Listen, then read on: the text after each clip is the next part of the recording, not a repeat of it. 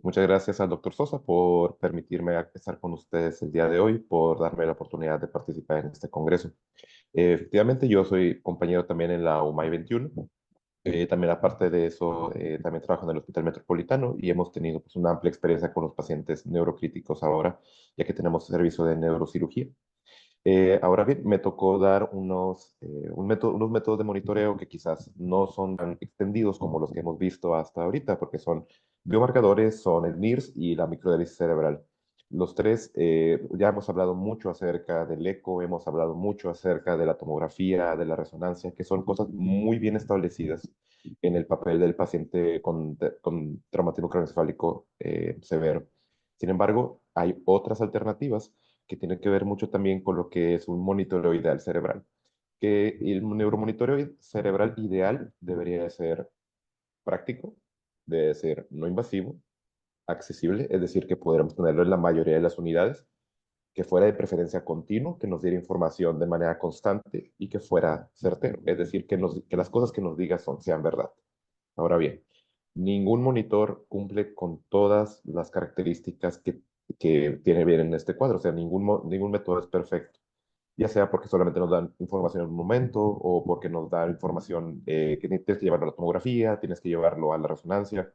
Entonces, se han creado ciertas modalidades adicionales que buscan complementar o buscan dar información de algunos aspectos que normalmente no podemos tener con los otros métodos. Yo creo que muy probablemente el que más se acerca a este monitor ideal sería el ultrasonido, porque es práctico, es rápido de llevarse, se puede hacer en cualquier momento, pero Cosma obviamente también tiene sus limitantes.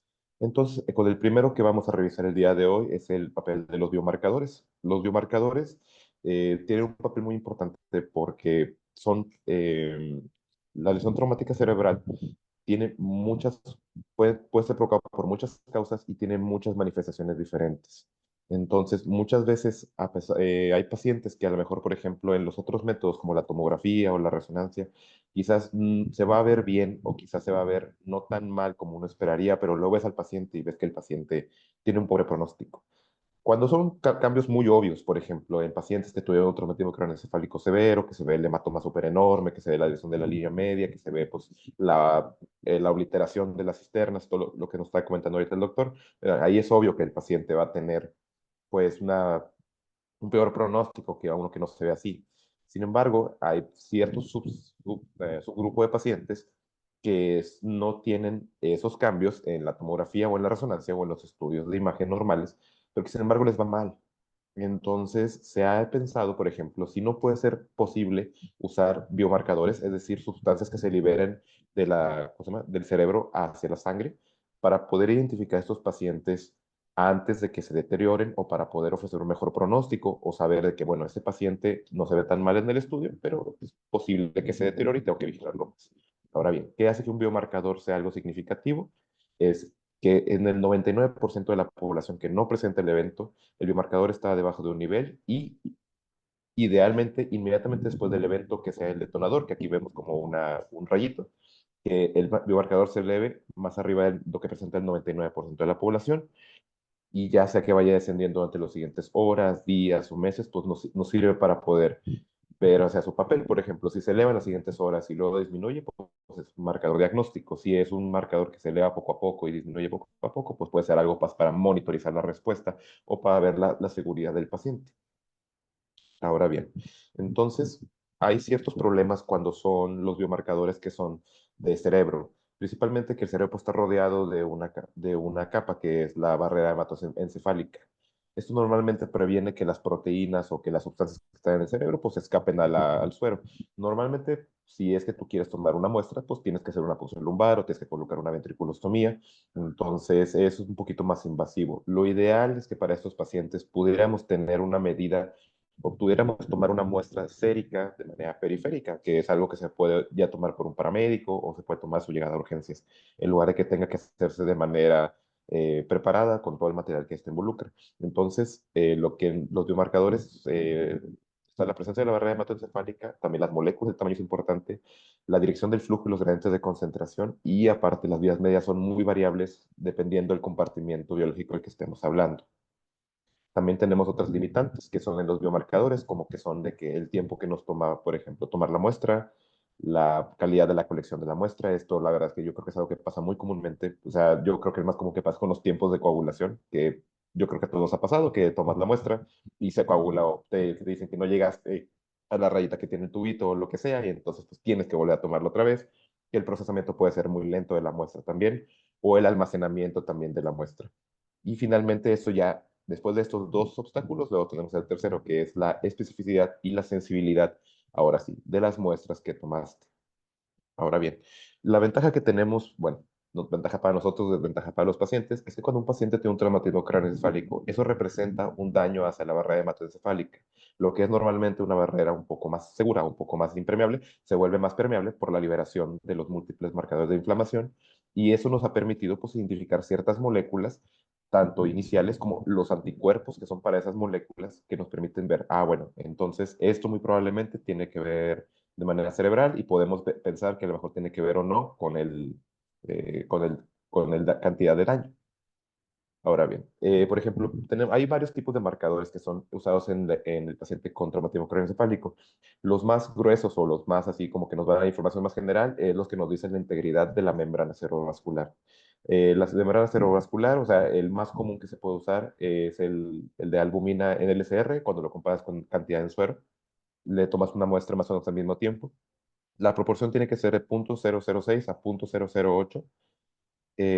Sin embargo, la verdad es que generalmente no es muy útil, porque si es que tiene una disrupción tan importante de la barrera hematoencefálica, se va a ver en la tomografía.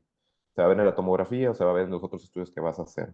Entonces, esto muy probablemente puede ser útil solamente cuando no tienes algún otro estudio de imagen y lo único que tienes es para hacer pulso lumbar o para poder tomar una albumina sérica. Si es que te sale alterado, pues bueno, puedes sospechar que el paciente pues, tiene un compromiso importante de la membrana cerebrovascular, pero no nos va a proporcionar más información.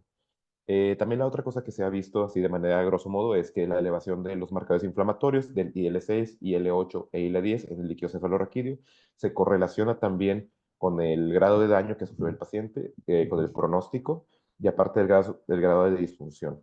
Sin embargo, ha habido muy pocos estudios que se han hecho en estos pacientes y que nos digan datos clínicos duros o datos clínicos que digan de que, bueno, el pronóstico es por lo tanto malo o de que el estado funcional está relacionado directamente. Entonces, la verdad es que estos no se han usado comúnmente como marcadores identificados. Ahora bien, luego los siguientes son los marcadores que son en lesión astroglial aguda, que esas ya están un poquito más identificados, se usan un poco más. El más común o de los más conocidos es la proteína B fijadora de calcio S100 o S100B. Sí, es una proteína que se encuentra en los astrocitos, pero también se encuentra en oligodendrocitos y células periféricas como los condrocitos y los adipocitos. Más que nada, este se usa como algo predictivo negativo. No se ha visto que haya tanta relación cuando está alto. Sí hay algo de relación, pero lo que más se usa actualmente, o la principal indicación que tiene actualmente, es tomar niveles de S100B a nivel sérico, y se asocian a un valor predictivo negativo para el paciente con TCE leve y que tiene una tomografía normal. Sí, estos marcadores, como les comenté al principio, su principal papel que hemos visto, o el principal papel que estamos como que es en los pacientes que no entran dentro del TC moderado a grave, que tienen un TC leve inicial y que tienen unos estudios de imagen normales. Pero sin embargo, en ese 100B, si te sale alterado, significa, o sea, si ese 100B sale normal, significa que muy probablemente a ese paciente le va a ir bien. Si sale alterado, significa que muy probablemente tienes que buscar un poco más a profundidad algún tipo de lesión porque algo no está bien. La otra cosa la que voy a hablar ahorita es de la GFAP. Esa la voy a mencionar un poquito más adelante, pero también es una proteína un poco más reciente de lesión astroglial aguda. Se ha visto que tiene mejor sensibilidad y especificidad que la proteína B fijadora de calcio, pero ahora su principal uso es cuando se usa en conjunto con otra, que voy a mencionar más adelante. Luego, después de eso, están los marcadores de lesión neuronal aguda, sobre todo el gamma enolasa, que es como de los más conocidos también, o la enolasa específica de neuronas, que en realidad ¿cómo decirlo? No es cierto ese nombre porque no es específica de las neuronas. La la NSE también está en los eritrocitos. Cuando se observa una elevación en el líquido cefalorraquídeo y en el suero, o sea, tiene una asociación directa entre la magnitud y el pronóstico funcional y la mortalidad. Sin embargo, también no tiene evidencia en el TCL-DEB. ¿Sí? El principal evidencia que se ha obtenido de la gamma enolasa ha sido, pues como les comento, pues para pacientes que ya se ven cambios francos, pues en la tomografía, en el Glasgow. Y también la otra cosa importante con la gamma enolasa es que tiene muy poca especificidad. ¿Por qué? Porque como la gamma enolasa está presente en los eritrocitos, eso provoca que cualquier fenómeno de hemólisis, sangrados o, por ejemplo, que se contamine la muestra al momento de tomarla, ya sea del raquídeo, muy probablemente te va a aumentar la gamma enolasa y no necesariamente significa que el paciente tenga daño neuronal, significa que posiblemente puede ser que la muestra se haya contaminado con sangre. Sí, entonces no es tan, o sea, sí tiene su papel, pero sin embargo no es tan específico. La han reemplazado las otras dos, que es la alfa-2 espectrina, productos de degradación de la espectrina en general, y la UCHL1. ¿Sí? La UCHL1, de hecho, ahorita la voy a volver a mencionar, pero ambas son proteínas con mayor sensibilidad y especificidad que la gamma enolasa y se correlacionan directamente con la severidad del trauma. De hecho, acá tiene un par de años, tiene como dos, que fue en el 2022, 2023, que ya sacaron un combinado que es de GFAP con UCHL1. Este combinado le pusieron Brain Trauma Indicator, lo pasaron ante la FDA ya y lo están usando actualmente para poder tener un diagnóstico inicial de pacientes que han tenido TCEs leves, moderados y severos, pero que parece estar muy relacionado con con la severidad y con el pronóstico a corto y a largo plazo. Eso es porque la UCHL1 se correlaciona mucho con a corto plazo y el GFAP se correlaciona a largo plazo. Entonces, esto lo están investigando en Estados Unidos porque pues ya ven que desgraciadamente pues ahí sí se tiene mucha experiencia en conflictos. Entonces, se usa mucho en soldados que acaban de presentar, por ejemplo, un TCE secundario a explosión o un TCE secundario a contusión y se han visto resultados adecuados, al menos en las pruebas. Todavía, o sea, ya está disponible de manera comercial, pero no de manera muy extendida. También el otro limitante que tenía esta prueba y que tienen varias de las pruebas previas es lo que les comentaba, que tienen tiempos de procesamiento muy altos. ¿Sí? Desgraciadamente, al menos con las primeras pruebas eran necesarias de 4 a 8 horas para el procesamiento de la muestra, incluso hasta 12 horas, porque a veces tenía que usar PCR para poder amplificar la muestra. Están en estado experimental, algunos que muestran que prometen que de 15 a 30 minutos. Sin embargo, ese todavía no sale al mercado. Pero en caso de que saliera al mercado, pues podría ser algo muy importante, porque sí sería como un marcador pues, muy sensible, muy específico, que aparte de eso tiene que ver con el paciente a largo plazo, y aparte de eso, pues tendría su rol sobre todo en los TCEs leves a moderados a la mejor. Sí, recordemos, TCEs severos, la verdad es que no existe ningún biomarcador que pueda reemplazar la monitorización invasiva que esos pacientes requieren, que hemos estado platicando aquí en el Congreso. ¿Sí? Un paciente que tiene un TCE severo es un paciente que vas a invadir, es un paciente que le vas a ofrecer, o sea, el monitoreo en terapia intensiva. La principal indicación que hasta el momento tenemos de los biomarcadores es para realización de TCEs leves. ¿Okay? Aquí lo que les comento, los límites que se pusieron en esta combinación es el de USHL1 de 327 picogramos mililitro y GFAP de 22 picogramos mililitro. Tiene una sensibilidad combinada del 97% y un valor negativo predictivo del 99%. Entonces, la verdad es que sí es una prueba bastante revolucionaria, pero pues desgraciadamente todavía no está disponible pues, en el país. O sea, nosotros lo que hemos visto disponible en el hospital es sobre todo en OLAS, que esa también, o sea, pues tiene su rol, pero sin embargo, más que nada lo usaríamos pues para sacar al paciente, o sea, o para poder, o sea, decir de que, o sea, este paciente, como les puse acá, que, que es un paciente que tiene, o sea, tiene mucho daño y pues la verdad es que tiene poca especificidad. Ahora bien. Bueno, y las otras que, la verdad es que estas no se usan tanto, o sea, sí se pueden pedir, pero más que nada se han usado en investigación con las proteínas Tau, que ya son marcadores de lesión axonal directamente. Las proteínas Tau son expresadas en los axones delgados no mielinizados y cuando están en TC severo, pues hay una elevación significativa cuando se toma del ventrículo con relación directa entre los niveles y los tamaños de la lesión.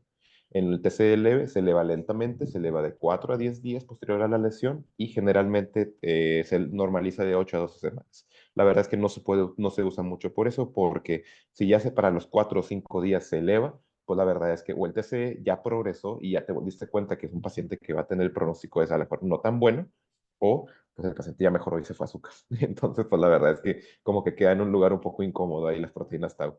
También existen las porciones que son del péptido de neurofilamento ligero y el péptido de neurofilamento fosforilado pesado. Ambas se elevan en el TC severo, pero sin embargo, pues, como les comento, en el TC leve, pues no ha habido muchos estudios. Ahora bien, ese es respecto a la porción de los biomarcadores. Después vamos a dar un pequeño salto. Si, por ejemplo, los biomarcadores son la porción antes o durante la llegada al hospital. Ahora bien, la espectroscopía representa el siguiente paso, cuando el paciente ya está ingresado con nosotros en terapia intensiva. Esto a lo mejor les puede sonar muy similar a lo que ya habíamos comentado, que era el BIS. O sea, al final de cuentas son sensores que se ponen en la frente o en la cabeza. Y me preguntarán, pues, ¿cuál es la diferencia? ¿Cómo se llama? El NIRS o la espectroscopía del cercano infrarrojo está empleado desde 1977 por Frank Jopsis, que creó un sistema y hechizo en el hospital en el que trabajaba en su laboratorio, y después de eso se fue comercializando poco a poco. La luz cercana al infrarrojo puede penetrar estructuras óseas y múltiples milímetros dentro del tejido cerebral. Se supone que es aproximadamente de 1.5 a 2 centímetros, ¿sí? Y ya darnos una idea de cómo se encuentran las estructuras. La luz se refiere a la que se encuentra en la banda de 700 a 1000 nanómetros, y es donde existe una mayor contribución tanto de la hemoglobina como la desoxihemoglobina, y al mismo tiempo el agua y la grasa corporal, el aporte es mínimo. Entonces es como que nos permite ya tener una idea más o menos de la cantidad de oxígeno total que existe dentro del tejido que estamos analizando. Ahora bien, como les comentaba, todos los parches consisten en dos receptores, a veces son tres, dependiendo del modelo del NIRS. Son parches optóforos que emiten una señal. De hecho, si lo vemos aquí en el diagrama lo puse, son varias modalidades. El NIRS es el que es de color verde. Se ponen los receptores entre a 2.5 centímetros. Ya ahorita ya vienen estandarizados, viene el parche con los dos sensores al mismo tiempo.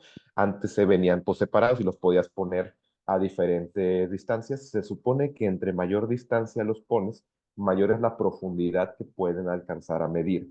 Pero sin embargo, si lo pones a más allá de 2.5 a 5 centímetros, la verdad es que casi no se alcanza a percibir mucho, o sea, disminuye mucho la calidad de la señal por la refractariedad de los tejidos. Entonces, lo ideal es que estén en 2.5 centímetros a 5 centímetros. Ahora bien, lo que les comentaba era de que les pones él tiene un sensor, tiene un generador de la luz cercana al infrarrojo y tiene un detector. Entre más lejos pongas el detector, más es la trayectoria que tiene que recorrer la luz para poder llegar a él, que podemos ver que tiene como forma de un plátano. Y pues obviamente entre más lejos, pues más profunda es, pero sin embargo también entre más lejos, pues más camino tiene que recorrer, por así decirlo, y mayor es la posibilidad de que se pierda señal, lo que disminuye pues, la calidad de la señal. ¿Sí? Entonces, esta luz que estamos detectando contiene información respecto a la saturación del oxígeno cerebral, el balance entre la entrega del oxígeno y el consumo. Existen varias tecnologías de NIRS. Ya ahorita, la primera que existió fue la onda continua. Ya los más nuevos usan técnicas multidistancia que permiten purificar la señal, por así decirlo, porque si la onda continua, el problema, que fue uno de los primeros, el problema es que toman mucho la señal de lo que está encima del cerebro. Toman mucho señal de la piel, toman mucho señal del músculo, señal o sea, del hueso. Entonces, la verdad es que no era tan preciso. Ahora las técnicas multidistancia lo que hacen es que purifican esa señal usando varios sensores y algo del software. Y eso permite que la señal nos llegue la mayor información posible del cerebro. Ahora bien, ¿qué nos va a medir el NIRS? El NIRS mide el total de la concentración de la saturación de la sangre. Ojo, esto no es como un pulso oxímetro. Un pulso oxímetro solo mide la porción arterial porque solo mide la porción pulsátil de la onda. El NIRS mide toda la onda, entonces nos va a decir principalmente cuánto es en total. Como el flujo cerebral es 75% venoso, la principal información que da el NIRS es respecto a la saturación venosa. Pero no es, sin embargo, al final de cuentas es mezclado. No es lo mismo que también cuando lo tomas directamente del bulbo. El bulbo sí te da la información completamente del compartimiento venoso. El NIRS nos va a dar como una mezcla un poco entre la saturación venosa y la saturación arterial. Ahora bien, El componente de oxígeno venoso, como ya lo platicamos, representa el resultado final después de la extracción de oxígeno por parte del parénquima. Normalmente, cuando la demanda de oxígeno aumenta, pues la concentración venosa de oxígeno cae y cuando el flujo cerebral es mayor, la concentración de oxígeno es mayor. Esa es la relación normal. Aquí, de hecho, pues podemos ver ahí también que es la gráfica normal de perfusión cerebral, que pues tiene su autobalance. Sin embargo, el traumatismo craneoencefálico rompe la relación que existe entre el flujo cerebral y el gasto metabólico. La hipertensión intracraniana da lugar a hipoperfusión cerebral, que sin embargo no reduce el gasto metabólico. Entonces, por lo tanto, eso nos va a favorecer pues, la isquemia, como vemos en la izquierda, y la falla de la autorregulación cerebral también favorece la vasodilatación. Entonces, eso favorece también la hiperemia y favorece la disminución de la extracción de oxígeno, que son dos mecanismos que están al mismo tiempo, por así decirlo, haciendo que batallemos con el paciente que tiene traumatismo craneoencefálico. Ahora bien, los estudios que se han hecho del papel del NIRS, se ha visto que hay cierta relación, por ejemplo, entre la saturación cerebral general abajo del 60%, cuando se lo pones de manera inicial al paciente que tiene traumatismo craneoencefálico severo, se relaciona a la mortalidad hospitalaria, al pobre pronóstico y a la escala de coma de Glasgow a los 2, a los 4, a los 6 y a la salida del hospital. ¿Sí? También se ha visto que existe una relación inversa entre la oxigenación regional del cerebro y la presión intracraneana, es decir, oxigenaciones altas tienen que ver con que la presión intracraneana es adecuada o baja, o que una disminución de la oxigenación regional va a resultar en nos muestra que la presión intracraneana puede estar alta. Y también aparte se ha visto buena concordancia entre la oxigenación del cerebro y la tensión de oxígeno medida de manera invasiva. Sin embargo, también el otro, pues muy, muy relevante, es que la oximetría por bulbo yugular no se correlaciona de manera significativa ¿cómo se llama? Con los resultados que nos da el NIRS. También los estudios que se han hecho son estudios muy pequeños. La limitante principal del NIRS es que requiere de un equipo especializado que no se tiene en la gran mayoría de los centros. O sea, donde más se usa el NIRS sobre todo es en pediatría. No sé los que hayan, o sea, los que tengan hospital con PICU o que tengan procedimientos cardíacos en pacientes pediátricos, ahí usan mucho el NIRS, pero no lo usan solo cerebral, lo usan en una modalidad mixta que es renal con cerebral. Entonces eso ya lo usan para hacer ahí un poco más de abordaje. En el adulto, en el papel del traumatismo craneoencefálico severo, no se ha demostrado por el momento que tenga superioridad sobre alguno de los estudios que ya existen. O sea, lo que sigue siendo el gold standard siguen siendo también por los estudios invasivos, sigue siendo la oximetría por bulbo yugular, sigue siendo la medición directa de la oxigenación del tejido. Pero sin embargo, esto nos da, ¿qué beneficios tiene el MIRS? El beneficio es de que, ¿cómo se llama? No tiene variabilidad interoperador. Ese es un beneficio que tiene, por ejemplo, sobre el eco, que a veces sí puede variar un poco, sobre todo si es que son varias personas los que lo hacen y no, que el entrenamiento la verdad es que varía mucho. Aparte de eso es continuo. Siempre podemos tener acceso a la cifra. No necesitas estarlo repitiendo varias veces. Es algo que pues, está ahí constantemente y sí tiene buena correlación. Pero sin embargo, ya si nos vamos a los contras, pues es lo que les comentaba, que necesitas un insumo especializado y aparte depende mucho que no haya algún tipo de contaminación del señal. Por ejemplo, que la piel sobre la cual vayas a poner el tejido, para que vayas a poner el sensor, no esté dañada o no tenga, por ejemplo, mugre o no tenga así como que lesiones o que no tenga algo que impida que la onda viaje de manera continua. También la otra cosa, no se tiene tan estudiado la verdad cómo se ve o qué tiene que ver los datos que da el NIRS cuando se lo pones a un cerebro que directamente abajo tiene una lesión específica, un hematoma o un infarto. Se usa, sobre todo, se supone que lo tienes que poner en tejido que de preferencia esté lo más cercano a lo normal posible para que te dé información acerca del flujo. Entonces te da esa confusión de la señal por lesiones del tejido directamente. De todas maneras, se han hecho algoritmos para, por ejemplo, si tú ves que la saturación venosa, la saturación regional del cerebro disminuye, lo que tú puedes hacer, por ejemplo, es de que ver que la posición esté neutra y ves, por ejemplo, tomas medidas generales, que es los que hemos estado mencionando. Optimizas la entrega de oxígeno, ya sea incrementando el CO2, aumentando el gasto cardíaco, optimizando la hemoglobina, o minimizas el consumo de oxígeno, que es sedación, analgesia, evitar la hipotermia, tratar en caso de que haya alguna convulsión o considerar parálisis. Cuando es del lado unilateral, la verdad es de que es más eso lo usan más en ECMO, pero sí también, o sea, se supone que en caso de que veas de que de un lado se disminuye y del otro lado no, o sea, lo primero que tienes que hacer es de que la cánula de ECMO está bien puesta. Y si es que no es un paciente de ECMO, se supone que inmediatamente tienes que tomarle un estudio de neuroimagen, porque muy probablemente significa que hubo un cambio dentro de la, ¿cómo se llama? Dentro del tejido que no nos estamos dando cuenta por otro método. Entonces, si se fijan, desgraciadamente, en sí el NIRS no me va a decir qué está pasando, o sea, no es una medida comprensiva. El NIRS está diseñado para ser usado junto con otras medidas también de neuromonitoreo en el paciente con TCE severo. Entonces, de por sí nos puede dar, lo que nos puede servir el NIRS es más que nada, nos ayuda a darnos cuenta antes o nos ayuda a darnos cuenta al momento en que empiece a haber una modificación e iniciar las medidas iniciales, pero después de eso, muy probablemente si él persiste, es necesario llevarlo a un estudio de imagen tradicional, una tomografía o una resonancia, y veamos si es que hay algo que está pasando que no hemos tratado y que sea necesario intervenir de algún modo. Ahora bien, la tercera modalidad de neuromonitoreo es la microdiálisis cerebral. Esta también es una modalidad muy interesante. Consiste en que se coloca dentro del parénquima directamente un catéter de microdiálisis. Es un catéter que los últimos 10 milímetros son permeables y entonces eso favorece que vamos a circular un fluido dentro del catéter que hace que intercambie metabolitos o que intercambie electrolitos con el parénquima cerebral. Esto nos da una información de manera directa acerca de la bioquímica que tenemos afuera del catéter. Eh, Después de eso tiene un canal central sobre el cual regresa el líquido de microdiálisis y eso después lo podemos analizar.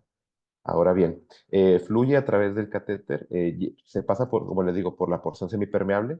Los poros que están en la porción semipermeable son variables dependiendo del tipo de catéter. Está entre 20 kilodaltons y 100 kilodaltons dependiendo del catéter que queramos usar y dependiendo para qué lo queramos usar. Generalmente, el que más se usa son el de 100, pero también se puede usar el de 20.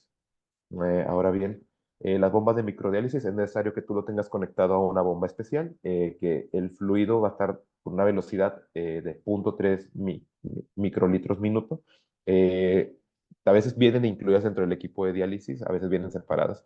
Lo más común es que vengan con un flujo fijo, pero también se han hecho experimentos para ver si dando diferentes flujos puede ser diferente. Y la verdad es que se ha visto que no, que cuando tú aumentas la velocidad de 0.3, favorece la mayor pérdida de fluidos, no se ecualiza de manera completa el líquido, entonces la verdad es que no se ha visto que haya mucho beneficio de eso. Se usa un fluido estándar que ya se ha investigado, es cloruro de sodio, cloruro de potasio, cloruro de calcio y cloruro de magnesio. También existen otros fluidos adicionales que tienen dextran y que tienen albúmina. Sin embargo, el que se usa de manera estándar es pues, el fluido. Más que nada se usa en investigaciones. De estos, otra limitante es que pues, tiene que colocarse por parte de neurocirugía. O sea, no lo podemos colocar en, cosa en la sala. Tiene que ser en quirófano, se coloca a través de puede ser a través de un bolt que le pongan, de algún dispositivo de acceso intracraniano.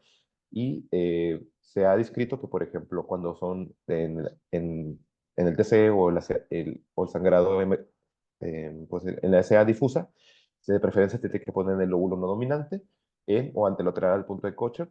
Cuando es focal o que es una hemorragia subaracnoidea con hemorragia simétrica, se puede colocar ipsilateral a la lesión y también se ha descrito ponerlo directamente en donde estamos sospechando que es la lesión. Sin embargo, la verdad es que no se ha visto mucha diferencia y lo hace difícil porque como está teniendo un proceso de necrosis activa en esa área, liberan muchos metabolitos que la verdad pueden confundirte o pueden hacer que sea más difícil de interpretar el papel, interpretar los resultados, porque pues, o sea, no estás seguro si estás viendo el cerebro que está estando alrededor o si estás viendo de que la zona de necrosis, que pues la verdad es que pues, ya está perdida. Entonces, pues no vas a poder rescatarlo.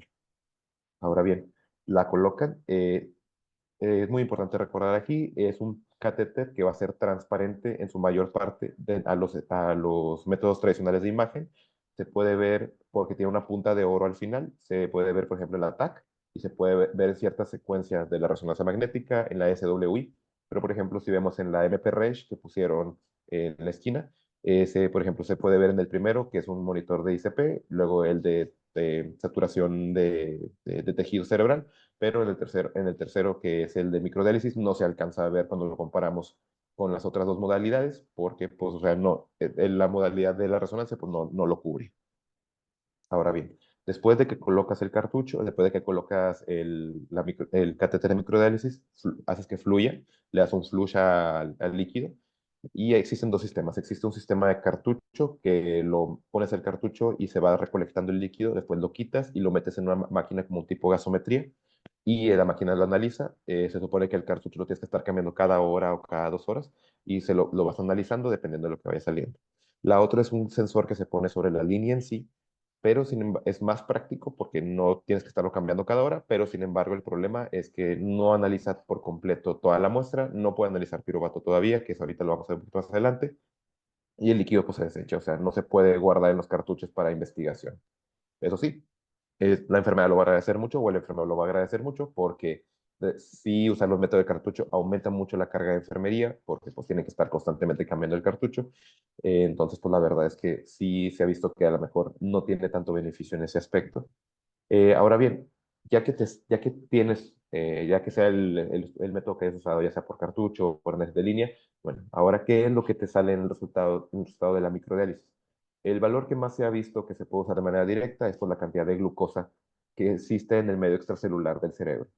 Ahora bien, es lo mismo que se ha visto que, por ejemplo, niveles altos o bajos de glucosa sean asociados a pobre pronóstico, entonces pues, se busca obviamente un control. Si ves tú que hay bajos niveles de glucosa por microdiálisis, pues se ha considerado poner una solución glucosa en infusión o una relajación de las metas de control glicémico.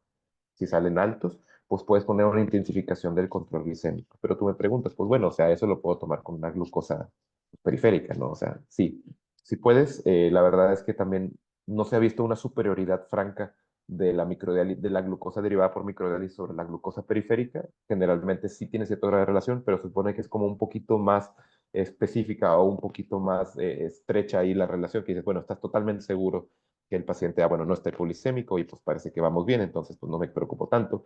Pero lo que sí se ve, lo que sí se puede, solamente se puede obtener mediante la microdiálisis es el índice del lactato piruvato, que era lo que les mencionaba también hace poquito. No, por así decirlo, no, desgraciadamente cuando está en el monitor directo en línea no te da piruvato. Entonces, la única forma de obtener esta cifra es por medio del método del cartucho, porque es un indicador directo del estado metabólico oxidativo. Un valor arriba de 25 en un cerebro que está radiológicamente sano es indicativo de pobre pronóstico, porque indica, pues, la verdad es que pues, indica una mayor cantidad de daño. Y existen otras combinaciones que es cuando está alto y el piruvato está bajo y la tensión de oxígeno está baja, entonces es indicativo de isquemia cerebral.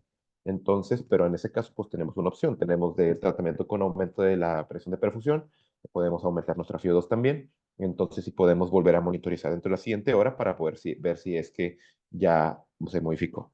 Sin embargo, el otro método, perdón, el otro perfil es que tengan una relación lactato-piruvato alto, que el piruvato esté normal, y tú ves que la presión está normal y la tensión de oxígeno está normal y que aparte la glucosa está normal. Entonces, ¿qué significa eso? Significa es disfunción celular mitocondrial, que es muy probablemente ya daño pues, más extenso, que aparte de eso no tiene ningún tratamiento establecido.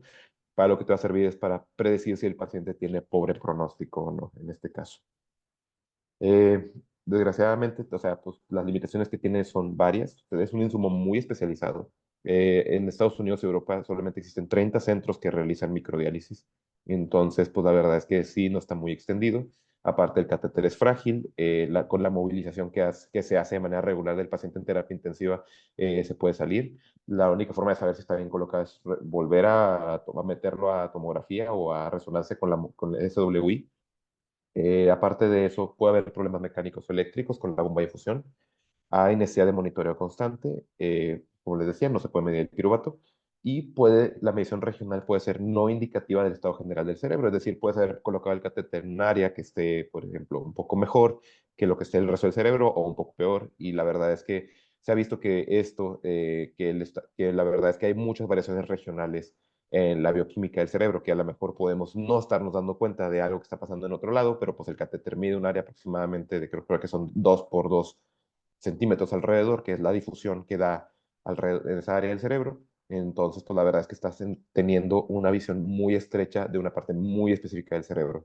Entonces, pues la verdad es que también las otras cosas que se ha intentado hacer es, por ejemplo, hacia el otro lado, es intentar poner medicamentos a través de la microdiálisis por medio de diálisis reversa, pero sin embargo también todavía nos quedan muchas dudas al respecto de esto, porque el problema es que no sabemos, no estamos muy seguros en realidad qué tanto se difunde a través del parénquima cerebral cuando tú colocas medicamento a través de la microdiálisis. O sea, porque pues, la verdad es que también es un 2 por 2 centímetros. Entonces, pues la verdad es que no queda mucha duda al respecto de qué beneficio puede darle al paciente si tú infundes el medicamento ahí, porque pues la verdad es que no va a alcanzar la mayor parte del cerebro. Ahora bien, ya que vimos a lo general de estos, a qué conclusiones podemos llegar, el principal papel de los biomarcadores es de que es actualmente en el traumatismo craneoencefálico leve, el mejor candidato hasta el momento que puede ser la combinación del Brain Trauma Index, el UCHL1 y el GFAP, que son los que ya están en comercio, que ya parece que se va a hacer de manera más rápida, hasta 15 minutos. Entonces, pues sería como los biomarcadores que serían como que los más específicos del NIRS, pues nos ofrece un monitoreo directo de la saturación cerebral, tiene buena correlación con ciertas medidas invasivas, pero es dudoso su superioridad sobre los métodos tradicionales. Y la microdiálisis, pues teóricamente hay muchos beneficios para tener un monitoreo estrecho directo de la bioquímica del cerebro, se usa mucho en investigación, pero sin embargo, necesita que lo ponga un neurocirujano, puede moverse, y la verdad es que necesita múltiples insumos y no se ha demostrado que en sí haya mucha diferencia con, con los métodos tradicionales también de monitoreo. Estas modalidades alternativas representan información específica, no deben de considerarse un reemplazo, sino un suplemento a la mejor. Por ejemplo, si ahí veíamos que el paciente que tenía el catéter de microdiálisis también tenía los métodos tradicionales, tenía monitoreo directo de la PCI y aparte de eso tenía monitoreo de la saturación del tejido cerebral. Entonces, pues la verdad es que existe falta más investigación para determinar qué papel pueden jugar ellos, o sea, o si es que pueden jugar alguno por su cuenta y no ya como complemento de los otros métodos que tenemos hasta el momento. Muchísimas gracias.